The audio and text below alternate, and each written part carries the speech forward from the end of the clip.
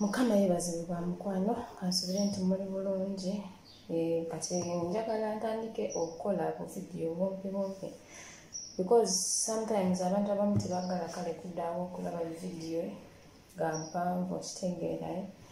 So yono kaloti waffe gwe twatabula ku lityo olaba ninagambye nja namutabula naye saamuteekamu lwaki saagala kukola vidiyo mpanvu. So nga bwe nabagamba nti oyiro ye osobola omuteekamu enviiri nga nsibe.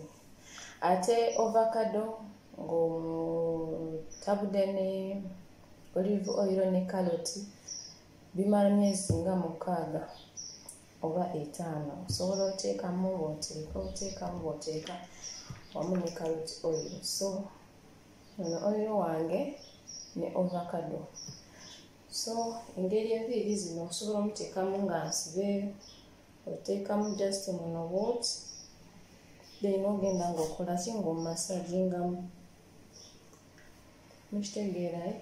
Ono olive oil, carrot and ovacado. David yawamanga weekali nga nkola ki nga mbifumba. So nagamba nti bwonna gy'oteekamu vidiyo ejja kuba mpanvu.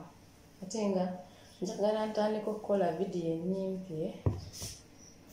Kati ono engeri gy'okugamba nti engeri gy'eri oil bw'omuteekamu ameltinga n'atuuka ne wansi.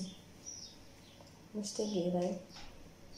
Naye nga please subscribe for more videos. Naye nga tufeeko bambi okufa ku nviiri zaffe. Enviiri oba tozifuddeeko ziba tezijja kukola, ziba zijja sigala nga bwe ziri. So enviiri nazo oba olina okiwa ebiriisa. Kitegeera? Kati olaba oba omaze tegeako okubimasaginga. Kati ono asigaziddemu nja muteeka, nja mukozesaayo olutendala. Kati nawe nabagamba nti oil ameltinga. Just oba omaze